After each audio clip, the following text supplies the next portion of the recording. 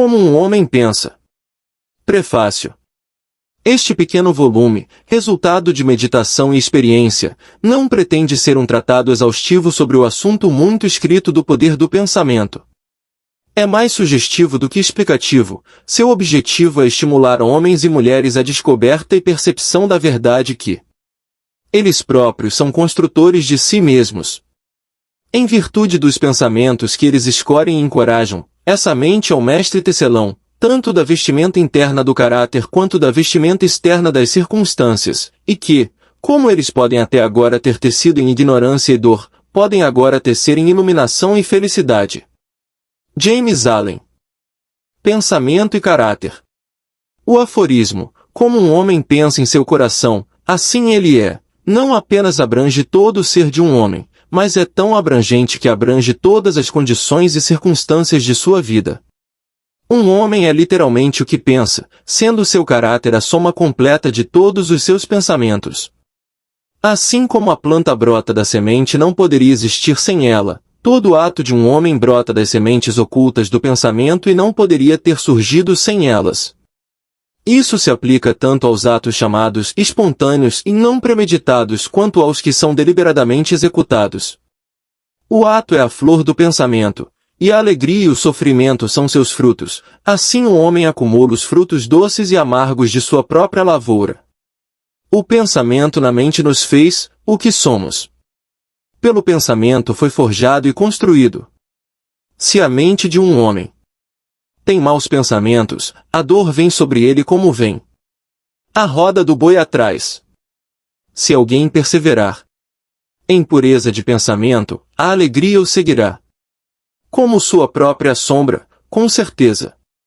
O homem é um crescimento por lei, e não uma criação por artifício, e causa e efeito são tão absolutos e invariáveis no reino oculto do pensamento quanto no mundo das coisas visíveis e materiais. Um caráter nobre e semelhante a Deus não é uma coisa de favor ou acaso, mas é o resultado natural do esforço contínuo no pensamento correto, o efeito de uma associação longamente acarinhada com pensamentos divinos. Um caráter ignóbil e bestial, pelo mesmo processo, é o resultado do contínuo abrigamento de pensamentos rasteiros. O homem é feito ou desfeito por si mesmo. No arsenal do pensamento ele forja as armas pelas quais se destrói. Ele também molda as ferramentas com as quais constrói para si mansões celestiais de alegria, força e paz. Pela escolha certa e verdadeira aplicação do pensamento, o homem ascende à perfeição divina. Pelo abuso e a aplicação errada do pensamento, ele desce abaixo do nível da besta. Entre esses dois extremos estão todos os graus de caráter, e o homem é seu criador e mestre. De todas as belas verdades relativas à alma que foram restauradas e trazidas à luz nesta época, nenhuma é mais alegre ou frutífera de promessa e confiança divinas do que esta, que o homem é o mestre do pensamento, o modelador do caráter e o criador e modelador de condição, ambiente e destino. Como um ser de poder, inteligência e amor, e senhor de seus próprios pensamentos, o homem detém a chave para todas as situações e contém dentro de si aquele agente transformador e regenerador pelo qual ele pode se fazer o que quiser. O homem é sempre o mestre, mesmo em seu estado mais fraco e abandonado, mas em sua fraqueza e degradação ele é o mestre tolo que governa mal sua casa. Quando ele começa a refletir sobre sua condição e a buscar diligentemente a lei sobre a qual seu ser está estabelecido, ele então se torna o mestre sábio, direcionando suas energias com inteligência e moldando seus pensamentos para questões frutíferas. Tal é o mestre consciente, e o homem só pode se tornar assim descobrindo dentro de si as leis do pensamento, cuja descoberta é totalmente uma questão de aplicação, autoanálise e experiência. Somente com muita pesquisa e mineração se obtém ouro e diamantes, e o homem pode encontrar toda a verdade relacionada ao seu ser, se cavar fundo na mina de sua alma, e que ele é o criador de seu caráter, o moldador de sua vida e o construtor de seu destino. Ele pode provar infalivelmente, se observar, controlar e alterar seus pensamentos, traçando seus efeitos sobre si mesmo, sobre os outros e sobre sua vida e circunstâncias, ligando causa e efeito pela prática e investigação paciente, e utilizando todas as suas experiências, mesmo as mais triviais, ocorrências cotidianas, como um meio de obter aquele conhecimento de si mesmo que é a compreensão, sabedoria, poder. Nesta direção, como em nenhuma outra, é absoluta a lei de que aquele que busca encontra, e ao que bate se abrirá, pois somente pela paciência e prática. Efeito do pensamento nas circunstâncias. A mente do homem pode ser comparada a um jardim, que pode ser cultivado de forma inteligente ou deixado correr solto, mas seja cultivada ou negligenciada, deve, e irá, produzir. Se nenhuma semente útil for colocada nele, então uma abundância de sementes de ervas daninhas inúteis cairá nele e continuará a produzir sua espécie. Assim como um jardineiro cultiva seu terreno, mantendo-o livre de ervas daninhas e cultivando as flores e frutos de que necessita, um homem pode cuidar do jardim de sua mente, eliminando todos os pensamentos errados, inúteis e impuros, e cultivando para a perfeição as flores e os frutos dos pensamentos retos, úteis e puros. Seguindo esse processo, o homem mais cedo ou mais tarde descobre que é o jardineiro mestre de sua alma, o diretor de sua vida. Ele também revela, dentro de si mesmo, as leis do pensamento e entende, com precisão cada vez maior, como as forças do pensamento e os elementos da mente operam na formação de seu caráter, circunstâncias e destino. Pensamento e caráter são um só. E como o caráter só pode se manifestar e se descobrir por meio do ambiente e das circunstâncias, as condições externas da vida de uma pessoa sempre estarão harmoniosamente relacionadas ao seu estado interior. Isso não significa que as circunstâncias de um homem em determinado momento sejam uma indicação de todo o seu caráter, mas que essas circunstâncias estão tão intimamente ligadas a algum elemento vital do pensamento dentro dele que, por enquanto, são indispensáveis ao seu desenvolvimento. Todo homem está onde está pela lei de seu ser, os pensamentos que ele construiu em seu caráter o levaram até lá, e no arranjo de sua vida não há elemento de acaso, mas tudo é o resultado de uma lei que não pode errar. Isso vale tanto para aqueles que se sentem fora de harmonia com o ambiente quanto para aqueles que se contentam com eles. Como um ser progressivo e em evolução, o homem está onde está para aprender que pode crescer, e quando ele aprende a lição espiritual que qualquer circunstância contém para ele, ela passa e dá lugar a outras circunstâncias. O homem é golpeado pelas circunstâncias enquanto acredita ser uma criatura de condições externas, mas quando percebe que é um poder criativo e que pode comandar o solo e as sementes ocultas de seu ser, dos quais crescem as circunstâncias, ele então se torna o legítimo mestre de si mesmo.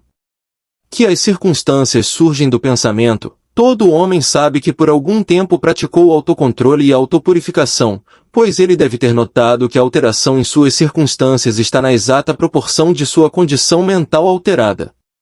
Tão verdadeiro é isso que, quando um homem se esforça seriamente para remediar os defeitos de seu caráter, e faz progressos rápidos e marcantes, ele passa rapidamente por uma sucessão de vicissitudes. A alma atrai aquilo que abriga secretamente, o que ama, e também o que teme, atinge o auge de suas aspirações acalentadas, cai ao nível de seus desejos não castigados, e as circunstâncias são os meios pelos quais a alma recebe o que é seu. Cada semente pensamento semeada ou deixada cair na mente, e ali se enraizar, produz a sua própria, florescendo mais cedo ou mais tarde em ação, e produzindo seus próprios frutos de oportunidade e circunstância. Bons pensamentos dão bons frutos, maus pensamentos, maus frutos. O mundo exterior das circunstâncias molda-se ao mundo interior do pensamento, e as condições externas agradáveis e desagradáveis são fatores que contribuem para o bem final do indivíduo. Como ceifeiro de sua própria colheita, o homem aprende tanto pelo sofrimento quanto pela felicidade. Seguindo os desejos, aspirações, pensamentos mais íntimos, pelos quais ele se deixa dominar, perseguindo os fogos fatos de imaginações impuras ou caminhando com firmeza na estrada do esforço forte e elevado, um homem finalmente chega à sua fruição e realização nas condições externas de sua vida. As leis de crescimento e ajuste prevalecem em todos os lugares. Um homem não chega ao asilo ou à prisão pela tirania do destino ou das circunstâncias, mas pelo caminho de pensamentos rasteiros e desejos vis. Nenhum homem de mente pura cai subitamente no crime pelo estresse de qualquer mera força externa. O pensamento criminoso há muito havia sido secretamente alimentado no coração, e a hora da oportunidade revelou seu poder acumulado. A circunstância não faz o homem, ela o revela a si mesmo. Nenhuma condição pode existir como descer ao vício e seus sofrimentos concomitantes à parte de inclinações viciosas, ou ascender à virtude e sua felicidade pura sem o cultivo contínuo de aspirações virtuosas. E o homem, portanto, como senhor e mestre do pensamento, é o criador de si mesmo, o modelador e o autor do ambiente. Os homens não atraem o que querem, mas o que são. Seus caprichos, fantasias e ambições são frustrados a cada passo, mas seus pensamentos e desejos mais íntimos são alimentados com sua própria comida, seja ela suja ou limpa. A divindade que molda nossos fins está em nós mesmos, é o nosso próprio eu. Só ele mesmo algema o homem. Pensamento e ação são os carcereiros do destino, eles aprisionam. Sendo vil, eles também são os anjos da liberdade, eles libertam, sendo nobres. Não o que ele deseja e reza pelo que um homem obtém, mas o que ele ganha com justiça. Seus desejos e orações só são gratificados e atendidos quando se harmonizam com seus pensamentos e ações. À luz desta verdade, qual é, então, o significado de lutar contra as circunstâncias? Significa que um homem está continuamente se revoltando contra um efeito externo, enquanto o tempo todo ele está nutrindo e preservando sua causa em seu coração. Essa causa pode assumir a forma de um vício consciente ou de uma fraqueza inconsciente, mas seja o que for, obstinadamente retarda os esforços de seu possuidor e, portanto, clama em voz alta por remédio. Os homens estão ansiosos para melhorar suas circunstâncias, mas não estão dispostos a melhorar a si mesmos. Eles, portanto, permanecem vinculados. O homem que não se esquiva da autocrucificação nunca pode deixar de realizar o objetivo sobre o qual seu coração está posto. Isso vale tanto para as coisas terrenas quanto para as celestiais. Mesmo o homem cujo único objetivo é adquirir riqueza deve estar preparado para fazer grandes sacrifícios pessoais antes de poder realizar seu objetivo, e quanto mais aquele que realizaria uma vida forte e bem equilibrada. Aqui está um homem que é miseravelmente pobre. Ele está extremamente ansioso para que seu ambiente e conforto doméstico sejam melhorados, mas o tempo todo ele se esquiva de seu trabalho, e considera que tem razão para tentar enganar seu empregador com base na insuficiência de seu salário. Tal homem não compreende os mais simples rudimentos daqueles princípios que são a base da verdadeira prosperidade, e não apenas é totalmente incapaz de sair de sua miséria, mas está realmente atraindo para si uma miséria ainda mais profunda ao habitar e agir pensamentos indolentes, enganosos e não masculinos. Aqui está um homem rico que é vítima de uma doença dolorosa e persistente como resultado da gula. Ele está disposto a dar grandes somas de dinheiro para se livrar dele, mas não sacrificará seus desejos gulosos. Ele quer gratificar seu gosto por comidas ricas e não naturais e ter sua saúde também. Tal homem é totalmente incapaz de ter saúde, porque ainda não aprendeu os primeiros princípios de uma vida saudável. Aqui está um empregador de mão de obra que adota medidas tortuosas para evitar o pagamento do salário regulamentar, na esperança de obter maiores lucros, reduz os salários de seus trabalhadores. Tal homem é totalmente inadequado para a prosperidade, quando se encontra falido, tanto no que diz respeito à reputação quanto à riqueza, culpa as circunstâncias, sem saber que ele é o único autor de sua condição.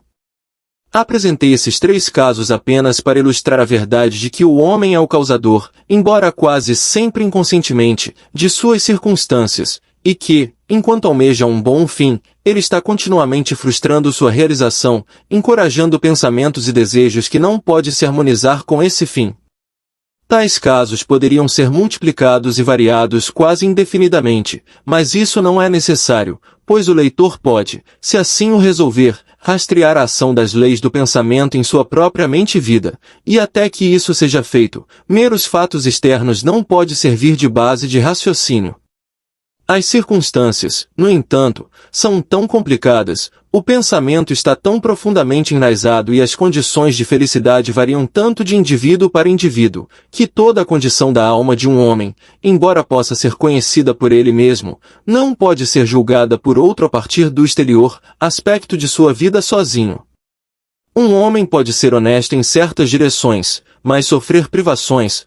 Um homem pode ser desonesto em certas direções, mas adquirir riqueza. Mas a conclusão geralmente se formava que um homem falha por causa de sua honestidade particular, e que o outro próspera por causa de sua desonestidade particular. É o resultado de um julgamento superficial. Supõe que o homem desonesto é quase totalmente corrupto, e o homem honesto quase totalmente virtuoso. À luz de um conhecimento mais profundo e de uma experiência mais ampla, tal julgamento é considerado errôneo. O homem desonesto pode ter algumas virtudes admiráveis, que o outro não possui, e o homem honesto vícios desagradáveis que estão ausentes no outro. O homem honesto colhe os bons resultados de seus pensamentos e atos honestos, ele também traz sobre si os sofrimentos que seus vícios produzem. O homem desonesto também acumula seu próprio sofrimento e felicidade. É agradável à vaidade humana acreditar que sofre por causa de sua virtude, mas não até que um homem tenha extirpado todo o pensamento doentio, amargo e impuro de sua mente, e lavado toda a mancha pecaminosa de sua alma, ele pode estar em posição de saber e declarar que seus sofrimentos são o resultado de seu bem, e não de suas más qualidades, e no caminho, ainda muito antes de ter alcançado essa perfeição suprema, ele terá encontrado, operando em sua mente e vida, a grande lei que é absolutamente justa e que não pode, portanto, dar bem por mal, mal por boa. Possuindo tal conhecimento, ele então saberá, olhando para trás em sua ignorância e cegueira passadas, que sua vida é, e sempre foi, ordenada com justiça, e que todas as suas experiências passadas, boas e más, foram o resultado equitativo de sua evolução, ainda não evoluído. Bons pensamentos e ações nunca podem produzir maus resultados, maus pensamentos e ações nunca podem produzir bons resultados. Isso é apenas dizer que nada pode vir do milho além do milho, nada das urtigas além das urtigas. Os homens entendem essa lei no mundo natural e trabalham com ela, mas poucos a entendem no mundo mental e moral, embora sua operação ali seja igualmente simples e invariável, e, portanto, não cooperam com ela. O sofrimento é sempre o efeito do pensamento errado em alguma direção. É um indício de que o indivíduo está em desarmonia consigo mesmo, com a lei do seu ser. O único e supremo uso do sofrimento é purificar, queimar tudo que é inútil e impuro. O sofrimento cessa para aquele que é puro. Não poderia haver nenhum objeto em queimar ouro depois que a escória fosse removida, e um ser perfeitamente puro e iluminado não poderia sofrer. As circunstâncias que um homem encontra com o sofrimento são o resultado de sua própria harmonia mental. As circunstâncias que um homem encontra com bem-aventurança são o resultado de sua própria harmonia mental. A bem-aventurança, não as posses materiais, é a medida do pensamento correto. Miséria, não falta de bens materiais, é a medida do pensamento errado. Um homem pode ser amaldiçoado e rico, ele pode ser abençoado e pobre. A bem-aventurança e as riquezas só se unem quando as riquezas são usadas correta e sabiamente, e o pobre só desce à miséria quando considera sua sorte como um fardo imposto injustamente. A indigência e a indulgência são os dois extremos da miséria. Ambos são igualmente antinaturais e o resultado de um transtorno mental. Um homem não está devidamente condicionado até que seja um ser feliz, saudável e próspero, e felicidade, saúde e prosperidade são o resultado de um ajuste harmonioso do interior com o exterior, do homem com seu entorno. Um homem só começa a ser homem quando deixa de lamentar e insultar e começa a buscar a justiça oculta que regula a sua vida. E à medida que ele adapta sua mente a esse fator regulador, ele deixa de acusar os outros como a causa de sua condição e se constrói em pensamentos fortes e nobres, deixa de lutar contra as circunstâncias, mas começa a usá-las como auxílio para seu progresso mais rápido e como meio de descobrir os poderes e possibilidades ocultos dentro de si mesmo. A lei, não a confusão, é o princípio dominante no universo. A justiça, não a injustiça, é a alma e a substância da vida, e a justiça, não a corrupção, é a força motriz modeladora no governo espiritual do mundo. Sendo assim, o homem tem apenas que se endireitar para descobrir que o universo está certo, e durante o processo de se corrigir, ele descobrirá que, à medida que altera seus pensamentos em relação às coisas e às outras pessoas, as coisas e as outras pessoas se alteram em relação a ele. A prova desta verdade está em cada pessoa e, portanto, admite fácil investigação por introspecção sistemática e autoanálise. Deixe um homem alterar radicalmente seus pensamentos, e ele ficará surpreso com a rápida transformação que isso efetuará nas condições materiais de sua vida. Os homens imaginam que o pensamento pode ser mantido em segredo, mas não pode, rapidamente se cristaliza em hábito, e o hábito se solidifica em circunstância. Pensamentos bestiais se cristalizam em hábitos de embriaguez e sensualidade, que se solidificam em circunstâncias de miséria e doença. Pensamentos impuros de todo tipo se cristalizam em hábitos enervantes e confusos, que se solidificam em circunstâncias perturbadoras e adversas. Pensamentos de medo, dúvida e indecisão se cristalizam em fraqueza, hábitos desumanos e irresolutos, que se solidificam em circunstâncias de fracasso, indigência e dependência servil. Pensamentos preguiçosos se cristalizam em hábitos de impureza e desonestidade, que se solidificam em circunstâncias de sujeira e mendicância. Pensamentos odiosos e condenatórios se cristalizam em hábitos de acusação e violência, que se solidificam em circunstâncias de injúria e perseguição. Pensamentos egoístas de todos os tipos se cristalizam em hábitos de egoísmo, que se solidificam em circunstâncias mais ou menos angustiantes. Por outro lado, belos pensamentos de todos os tipos se cristalizam em hábitos de graça e bondade, que se solidificam em circunstâncias geniais e ensolaradas. Pensamentos puros se cristalizam em hábitos de temperança e autocontrole, que se solidificam em circunstâncias de repouso e paz. Pensamentos de coragem, autoconfiança e decisão se cristalizam em hábitos viris, que se solidificam em circunstâncias de sucesso, abundância e liberdade. Uma determinada linha de pensamento persistente, seja ela boa ou ruim, não pode deixar de produzir seus resultados sobre o caráter e as circunstâncias. Um homem não pode escolher diretamente suas circunstâncias, mas pode escolher seus pensamentos, e assim, indiretamente, mas certamente, moldar suas circunstâncias. A natureza ajuda cada homem a satisfazer os pensamentos que ele mais encoraja, e são apresentadas oportunidades que mais rapidamente trarão à tona tanto os pensamentos bons quanto os maus. Deixe um homem cessar seus pensamentos pecaminosos, e todo o mundo se amolecerá em relação a ele e estará pronto para ajudá-lo. Deixe-o deixar de lado seus pensamentos fracos e doentios, e eis que oportunidades surgirão por todos os lados para ajudar suas fortes resoluções. Deixe-o encorajar bons pensamentos, e nenhum destino difícil prenderá a miséria e vergonha. O mundo é o seu caleidoscópio, e as combinações variadas de cores, que a cada momento sucessivo ele apresenta a você, são as imagens primorosamente ajustadas de seus pensamentos sempre em movimento. Então você será o que você quiser ser. Deixe o fracasso encontrar seu falso conteúdo nessa pobre palavra, ambiente. Mas o espírito o despreza e é livre. Ele domina o tempo, conquista o espaço. Ele acovarda aquele trapaceiro arrogante, acaso, e ordena ao tirano a circunstância descoroada, e ocupa o lugar de um servo. A vontade humana, essa força invisível, a prole de uma alma imortal, pode abrir um caminho para qualquer objetivo. Embora paredes de granito interfiram, não sejas impaciente com atrasos, mas espere como quem entende. Quando o espírito se eleva e ordena, os deuses estão prontos para obedecer. Efeito do pensamento na saúde e no corpo. O corpo é o servo da mente. Ela obedece às operações da mente, sejam elas deliberadamente escolhidas ou expressas automaticamente. A pedido de pensamentos ilícitos, o corpo afunda rapidamente na doença e na decadência. Ao comando de pensamentos alegres e belos, ela se reveste de juventude e beleza. A doença e a saúde, como as circunstâncias, estão enraizadas no pensamento. Pensamentos doentios se expressarão através de um corpo doentio.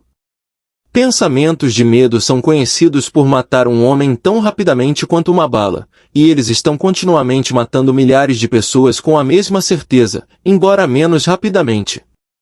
As pessoas que vivem com medo da doença são as pessoas que a adquirem. A ansiedade rapidamente desmoraliza todo o corpo e o deixa aberto à entrada de doenças, enquanto pensamentos impuros, mesmo que não sejam fisicamente tolerados, logo destruirão o sistema nervoso. Pensamentos fortes, puros e felizes constroem o corpo em vigor e graça. O corpo é um instrumento delicado e plástico, que responde prontamente aos pensamentos que o impressionam, e os hábitos de pensamento produzirão sobre ele seus próprios efeitos, bons ou maus.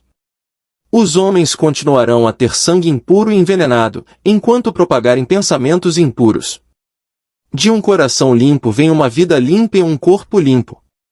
De uma mente contaminada procede uma vida contaminada e um corpo corrupto.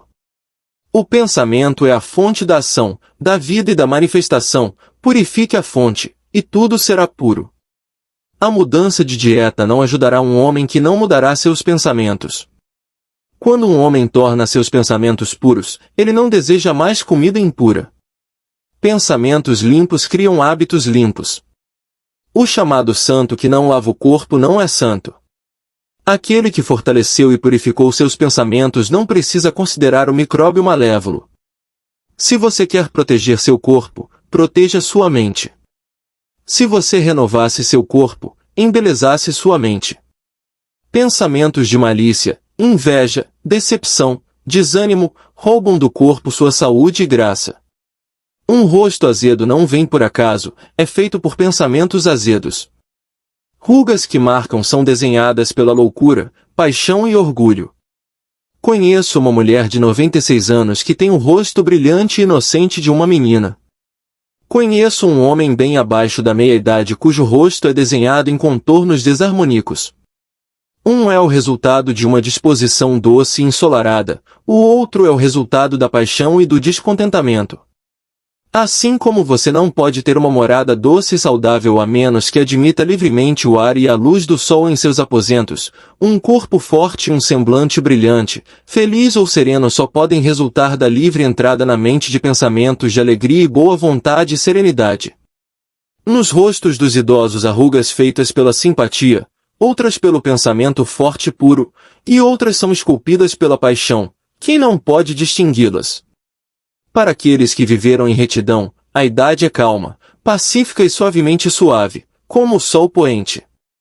Recentemente, vi um filósofo em seu leito de morte. Ele não era velho, exceto em anos. Ele morreu tão doce e pacificamente como ele viveu.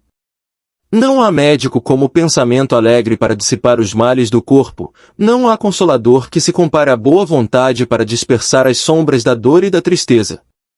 Viver continuamente em pensamentos de má vontade, cinismo, suspeita e inveja é estar confinado em um buraco de prisão feito por si mesmo. Mas pensar bem de todos, ser alegre com todos, aprender pacientemente a encontrar o bem em todos, tais pensamentos altruístas são os próprios portais do céu, e habitar dia a dia em pensamentos de paz para com toda criatura trará paz abundante ao seu possuidor. Pensamento e propósito. Até que o pensamento esteja ligado ao propósito, não há realização inteligente. Com a maioria, a casca do pensamento pode flutuar no oceano da vida. A falta de objetivo é um vício, e tal deriva não deve continuar para aquele que deseja evitar a catástrofe e a destruição.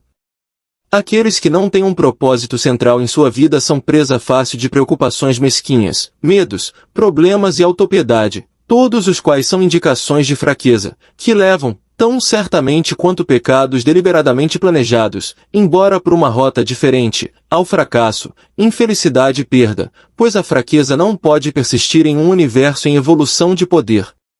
Um homem deve conceber um propósito legítimo em seu coração e começar a realizá-lo. Ele deve fazer desse propósito o ponto central de seus pensamentos. Pode tomar a forma de um ideal espiritual, ou pode ser um objeto mundano, de acordo com sua natureza no momento, mas seja o que for, ele deve focalizar firmemente suas forças de pensamento no objeto que ele colocou diante dele. Ele deve fazer deste propósito seu dever supremo, e deve dedicar-se à sua realização, não permitindo que seus pensamentos se desviem em fantasias, anseios e imaginações efêmeras. Este é o caminho real para o autocontrole e a verdadeira concentração do pensamento. Mesmo que ele falhe repetidas vezes em realizar seu propósito, como ele necessariamente deve fazer até que a fraqueza seja superada, a força de caráter adquirida será a medida de seu verdadeiro sucesso, e isso formará um novo ponto de partida para o poder e o triunfo futuros.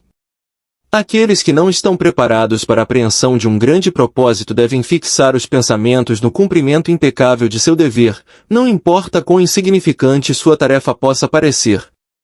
Só assim os pensamentos podem ser reunidos e focalizados, e a resolução e a energia podem ser desenvolvidas, o que, sendo feito, não há nada que não possa ser realizado.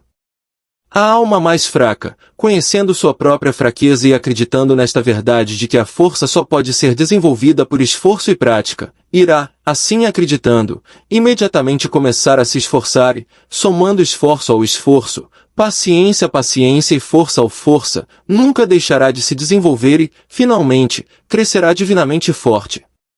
Assim como o homem fisicamente fraco pode tornar-se forte por meio de um treinamento cuidadoso e paciente, o homem de pensamentos fracos pode fortalecê-los exercitando-se no pensamento correto. Deixar de lado a falta de objetivo e a fraqueza, e começar a pensar com propósito, é entrar nas fileiras daqueles fortes que só reconhecem o fracasso como um dos caminhos para a realização, que fazem todas as condições servi-los, e que pensam fortemente, tentam sem medo e realizam com maestria. Tendo concebido seu propósito, um homem deve traçar mentalmente um caminho direto para a sua realização, sem olhar nem para a direita nem para a esquerda. Dúvidas e medos devem ser rigorosamente excluídos, são elementos desintegradores, que rompem a linha reta do esforço, tornando-a torta, ineficaz, inútil. Pensamentos de dúvida e medo nunca conseguiram nada, e nunca podem. Eles sempre levam ao fracasso. Propósito, energia, poder de fazer e todos os pensamentos fortes cessam quando a dúvida e o medo se insinuam. A vontade de fazer brota do conhecimento de que podemos fazer. A dúvida e o medo são os grandes inimigos do conhecimento, e aquele que os encoraja, que não os mata, frustra-se a cada passo. Aquele que venceu a dúvida e o medo venceu o fracasso. Todos os seus pensamentos estão aliados ao poder, e todas as dificuldades são enfrentadas com bravura e superadas com sabedoria. Seus propósitos são plantados oportunamente, e florescem e dão frutos, que não caem prematuramente no chão. O pensamento aliado destemidamente ao propósito torna-se força criadora. Aquele que sabe disso está pronto para se tornar algo mais alto e mais forte do que um mero feixe de pensamentos vacilantes e sensações flutuantes. Aquele que faz isso se torna um manejador consciente e inteligente de seus poderes mentais. O fator pensamento na realização. Tudo o que um homem consegue e tudo o que ele deixa de conseguir é o resultado direto de seus próprios pensamentos. Em um universo ordenado com justiça, onde a perda de equilíbrio significaria destruição total, a responsabilidade individual deve ser absoluta. A fraqueza e força de um homem, pureza e impureza, são suas, e não de outro homem. Eles são provocados por ele mesmo, e não por outro, e eles só podem ser alterados por ele mesmo, nunca por outro. Sua condição também é sua, e não de outro homem. Seu sofrimento e sua felicidade são evoluídos de dentro. Como ele pensa, assim ele é. Como ele continua a pensar, então ele permanece. Um homem forte não pode ajudar um mais fraco a menos que esse fraco esteja disposto a ser ajudado. E mesmo assim um homem fraco deve se tornar forte por si mesmo. Ele deve, por seus próprios esforços, desenvolver a força que admira no outro. Ninguém, a não ser ele mesmo, pode alterar sua condição. Tem sido comum os homens pensarem e dizerem: muitos homens são escravos porque um é opressor, odiemos o opressor. Agora, porém, há entre um número cada vez maior de pessoas a tendência de reverter esse julgamento e dizer: um homem é opressor porque muitos são escravos, desprezemos os escravos. A verdade é que opressor e escravo são cooperadores na ignorância, e embora pareçam afligir-se mutuamente, na realidade afligem-se a si mesmos. Um conhecimento perfeito percebe a ação da lei na fraqueza do oprimido e no poder mal aplicado do opressor. Um amor perfeito, vendo o sofrimento que ambos os estados acarretam, não condena nenhum. Uma compaixão perfeita abrange tanto o opressor quanto o oprimido. Aquele que venceu a fraqueza e pôs de lado todos os pensamentos egoístas não pertence nem ao opressor nem ao oprimido. Ele está livre. Um homem só pode ascender, conquistar e alcançar elevando seus pensamentos. Ele só pode permanecer fraco, abjeto e miserável recusando-se a elevar seus pensamentos. Antes que um homem possa alcançar qualquer coisa, mesmo em coisas mundanas, ele deve elevar seus pensamentos acima da indulgência animal escrava. Ele não pode, para ter sucesso, desistir de toda animalidade e egoísmo, de forma alguma, mas uma parte dela deve, pelo menos, ser sacrificada. Um homem cujo primeiro pensamento é a indulgência bestial não poderia pensar com clareza nem planejar metodicamente, ele não poderia encontrar e desenvolver seus recursos latentes e fracassaria em qualquer empreendimento. Não tendo começado a controlar corajosamente seus pensamentos, ele não está em condições de controlar os negócios e assumir sérias responsabilidades. Ele não está apto para agir de forma independente e ficar sozinho. Mas ele é limitado apenas pelos pensamentos que ele escolhe. Não pode haver progresso, nenhuma conquista sem sacrifício, e o sucesso mundano de um homem será na medida em que ele sacrifica seus pensamentos animais confusos e fixa sua mente no desenvolvimento de seus planos e no fortalecimento de sua resolução e autoconfiança. E quanto mais alto ele eleva seus pensamentos, quanto mais viril, reto e justo ele se torna, maior será seu sucesso, mais abençoadas e duradouras serão suas realizações.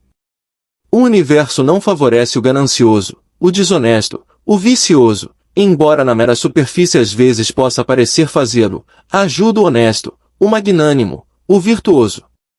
Todos os grandes mestres de todas as épocas declararam isso de várias formas, e para provar e saber disso um homem tem apenas que persistir em tornar-se cada vez mais virtuoso, elevando seus pensamentos.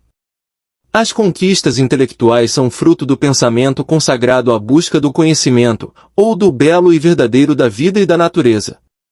Tais realizações podem às vezes estar ligadas à vaidade e à ambição, mas não são o resultado dessas características, são o resultado natural de um esforço longo e árduo e de pensamentos puros e altruístas.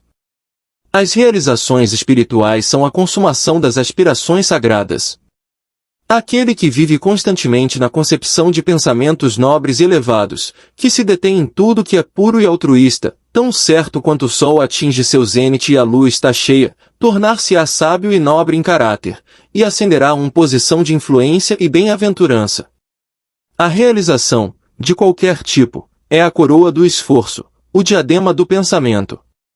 Com a ajuda do autocontrole, resolução, pureza, retidão e pensamento bem dirigido, um homem ascende, com a ajuda da animalidade, indolência, impureza, corrupção e confusão de pensamento um homem desce. Um homem pode alcançar grande sucesso no mundo, e até altitudes elevadas no reino espiritual, e novamente descer a fraqueza e miséria, permitindo que pensamentos arrogantes, egoístas e corruptos se apoderem dele. As vitórias alcançadas pelo pensamento correto só podem ser mantidas pela vigilância. Muitos cedem quando o sucesso é garantido e rapidamente caem de volta ao fracasso. Todas as conquistas, sejam no mundo empresarial, intelectual ou espiritual, são o resultado de um pensamento definitivamente dirigido, são regidas pela mesma lei e são do mesmo método, a única diferença está no objeto de realização. Aquele que deseja realizar pouco deve sacrificar pouco, aquele que deseja muito deve sacrificar muito, aquele que deseja alcançar o alto deve sacrificar muito. Visões e ideais. Os sonhadores são os salvadores do mundo. Assim como o mundo visível é sustentado pelo invisível, assim os homens, através de todas as suas provações e pecados e vocações sórdidas, são nutridos pelas belas visões de seus sonhadores solitários. A humanidade não pode esquecer seus sonhadores, não pode deixar que seus ideais desapareçam e morram. Vive neles, elas conhece como as realidades que um dia verá e conhecerá. Compositor, escultor, pintor, poeta, profeta, sábio, esses são os criadores do além, os arquitetos do céu. O mundo é belo porque eles viveram, sem eles, a humanidade trabalhadora pereceria. Aquele que acalenta uma bela visão, um ideal elevado em seu coração, um dia o realizará. Colombo acalentou uma visão de outro mundo e o descobriu. Copérnico promoveu a visão de uma multiplicidade de mundos e um universo mais amplo, e ele o revelou. Buda teve a visão de um mundo espiritual de beleza imaculada e paz perfeita, e entrou nele. Aprecie suas visões, valorize seus ideais, aprecie a música que toca em seu coração, a beleza que se forma em sua mente, a beleza que envolve seus pensamentos mais puros, pois deles surgirão todas as condições agradáveis, todo o ambiente celestial. Destes, se você permanecer fiel a eles, seu mundo será finalmente construído. Desejar é obter, aspirar é alcançar. Os desejos mais básicos do homem receberão a medida mais completa de gratificação, e suas aspirações mais puras morrerão de fome por falta de sustento? Tal não é a lei, tal condição de coisas nunca pode ser obtida, peça e receba. Sonhe sonhos elevados, e como você sonha, assim você se tornará. Sua visão é a promessa do que você será um dia, seu ideal é a profecia do que você finalmente revelará. A maior conquista foi no início e por um tempo um sonho. O carvalho dorme na bolota, o pássaro espera no ovo, e na visão mais elevada da alma um anjo desperta. Os sonhos são as mudas das realidades. Suas circunstâncias podem ser desagradáveis, mas não permanecerão assim por muito tempo se você apenas perceber um ideal e se esforçar para alcançá-lo. Você não pode viajar para dentro e ficar parado fora. Aqui está um jovem duramente pressionado pela pobreza e pelo trabalho, confinado longas horas em uma oficina insalubre, sem instrução e sem todas as artes do refinamento. Mas ele sonha com coisas melhores, ele pensa em inteligência, refinamento, graça e beleza. Ele concebe, constrói mentalmente, uma condição ideal de vida, a visão de uma liberdade mais ampla e de um alcance maior toma posse dele, a agitação impele a ação, e ele utiliza todo o seu tempo e meios livres, por menores que sejam, para o desenvolvimento de seus poderes e recursos latentes. Muito em breve sua mente ficou tão alterada que a oficina não pode mais segurá-lo. Tornou-se tão fora de harmonia com sua mentalidade que cai de sua vida como uma roupa é deixada de lado e, com o crescimento das oportunidades, que se ajustam ao escopo de seus poderes em expansão, ele sai dela para sempre. Anos depois, vemos esse jovem como um homem adulto. Nós o encontramos um mestre de certas forças da mente, que ele exerce com influência mundial e poder quase inigualável. Em suas mãos ele segura os cordões de gigantescas responsabilidades. Ele fala, e eis que vidas são mudadas, homens e mulheres se apegam às suas palavras e remodelam seus caracteres, e, como o sol, ele se torna o centro fixo e luminoso em torno do qual giram inúmeros destinos. Ele realizou a visão de sua juventude. Ele se tornou um com seu ideal. E você também, jovem leitor, realizará a visão, não o desejo ocioso, do seu coração, seja ela baixa ou bela, ou uma mistura de ambos, pois você sempre gravitará em direção ao que você, secretamente, mais ama. Em suas mãos serão colocados os resultados exatos de seus próprios pensamentos, você receberá o que você ganha, nem mais nem menos. Qualquer que seja o seu ambiente atual, você cairá, permanecerá ou se levantará com seus pensamentos, sua visão, seu ideal. Você se tornará tão pequeno quanto seu desejo controlador, tão grande quanto sua aspiração dominante. Nas belas palavras de Stanton Kirkan Davis, você pode estar mantendo contas, e logo sairá pela porta que por tanto tempo lhe pareceu a barreira de seus ideais, e se encontrará diante de uma plateia, a caneta ainda atrás de sua orelha, as manchas de tinta em seus dedos e então ali derramará a torrente de sua inspiração. Você pode estar conduzindo ovelhas e vagar pela cidade, bucólica e de boca aberta, vagará sob a orientação intrépida do espírito no estúdio do mestre, e depois de um tempo ele dirá, não tenho mais nada para lhe ensinar. E agora você se tornou o mestre, que recentemente sonhou com grandes coisas enquanto conduzia ovelhas. Você deve largar a serra e o avião para assumir a regeneração do mundo. Os irrefletidos, os ignorantes e os indolentes, vendo apenas os efeitos aparentes das coisas e não as próprias coisas, falam de sorte, fortuna e acaso. Vendo um homem ficar rico, eles dizem, que sorte ele tem. Observando outro tornar-se intelectual, eles exclamam, como ele é altamente favorecido. E notando o caráter santo e a ampla influência de outro, eles observam como o acaso o ajuda a cada passo. Eles não veem as provações, fracassos e lutas que esses homens enfrentaram voluntariamente para ganhar sua experiência, não têm conhecimento dos sacrifícios que fizeram, dos esforços destemidos que fizeram, da fé que exerceram, para que pudessem superar o aparentemente insuperável e realizar a visão de seu coração. Eles não conhecem a escuridão e as mágoas, eles só veem a luz e a alegria, e chamam isso de sorte. Eles não veem a longa e árdua jornada, mas apenas contemplam o objetivo agradável, e chamam isso de boa sorte, não entendem o processo, mas apenas percebem o resultado e chamam de acaso. Em todos os assuntos humanos há esforços e há resultados, e a força do esforço é a medida do resultado. A chance não é dons, poderes, bens materiais, intelectuais e espirituais são frutos do esforço, são pensamentos concluídos, objetos realizados, visões realizadas. A visão que você glorifica em sua mente, o ideal que você entroniza em seu coração, com isso você construirá sua vida, isso você se tornará. Serenidade. A calma da mente é uma das belas joias da sabedoria. É o resultado de um longo e paciente esforço de autocontrole. Sua presença é uma indicação de experiência amadurecida e de um conhecimento mais do que comum das leis e operações do pensamento. Um homem se acalma na medida em que se entende como um ser evoluído pelo pensamento, pois tal conhecimento necessita do entendimento dos outros como resultado do pensamento, e à medida que ele desenvolve um entendimento correto e vê cada vez mais claramente as relações internas das coisas.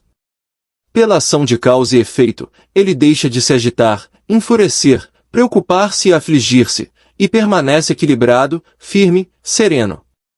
O homem calmo, tendo aprendido a governar-se, sabe adaptar-se aos outros, e eles, por sua vez, reverenciam sua força espiritual e sentem que podem aprender com ele e confiar nele. Quanto mais tranquilo um homem se torna, maior é seu sucesso, sua influência, seu poder para o bem. Mesmo o comerciante comum verá a prosperidade de seus negócios aumentar à medida que desenvolve maior autocontrole e equanimidade, pois as pessoas sempre preferirão lidar com um homem cuja conduta seja fortemente equânime. O homem forte e calmo é sempre amado e reverenciado. Ele é como uma árvore que dá sombra em uma terra sedenta, ou uma rocha protetora em uma tempestade. Quem não ama um coração tranquilo, uma vida doce e equilibrada? Não importa se chova ou faça sol, ou que mudanças venham para aqueles que possuem essas bênçãos, pois são sempre doces, serenos e calmos. O equilíbrio de caráter, que chamamos de serenidade, é a última lição da cultura, o fruto da alma. É precioso como a sabedoria, mais desejável do que o ouro, sim, do que o ouro fino. Quão insignificante a simples busca de dinheiro parece em comparação com uma vida serena, uma vida que habita no oceano da verdade, sob as ondas, além do alcance das tempestades, na calma eterna. Quantas pessoas conhecemos que azedam suas vidas, que arruinam tudo que é doce e belo com temperamentos explosivos, que destroem seu equilíbrio de caráter e fazem sangue ruim? É uma questão se a grande maioria das pessoas não arruína suas vidas e estragam sua felicidade pela falta de autocontrole. Com poucas pessoas encontramos na vida que são bem equilibradas, que têm aquele equilíbrio requintado que é característico do caráter acabado. Sim, a humanidade surge com paixão descontrolada, é tumultuada com tristeza desgovernada, é soprada pela ansiedade e pela dúvida. Somente o homem sábio, somente aquele cujos pensamentos são controlados e purificados, faz com que os ventos e as tempestades da alma lhe obedeçam. Almas sacudidas pela tempestade, onde quer que estejam, sob quaisquer condições em que vivam, saibam que no oceano da vida as ilhas da bem-aventurança estão sorrindo, e a costa ensolarada de seu ideal aguarda sua vinda. Mantenha sua mão firmemente no leme do pensamento. Na casca de sua alma reclina o mestre comandante, ele apenas dorme. Acorde, ó, autocontrole é força, o pensamento correto é o domínio, calma é poder. Diga ao seu coração, paz, aquiete-se.